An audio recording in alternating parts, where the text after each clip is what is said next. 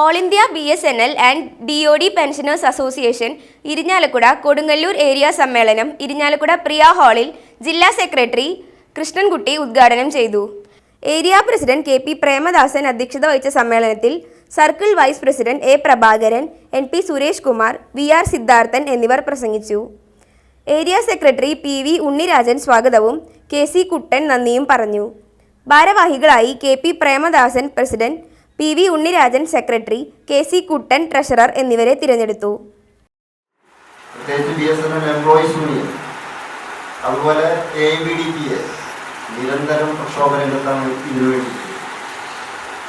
പലപ്പോഴും ഈ പെൻഷൻ സംഘടനകളിലെ ചില വിഭാഗം ഇപ്പോൾ മാറ്റം വന്നിട്ടുണ്ട് കേട്ടോ. ആദ്യം വിചാരിച്ചിരുന്നത് അവർക്ക് ഈ മന്ത്രിമാരെ പ്രീണിപ്പിച്ചാൽ അവർക്ക് എന്തെങ്കിലുമൊക്കെ പാരിതോഷികം കൊടുക്കാൻ നടക്കുന്നതെന്ന് വിചാരിച്ച സംഘടന നമ്മുടെ കേരളത്തിലത്തെ ഒരു വലിയ പെൻഷൻ സംഘടനയുണ്ട്.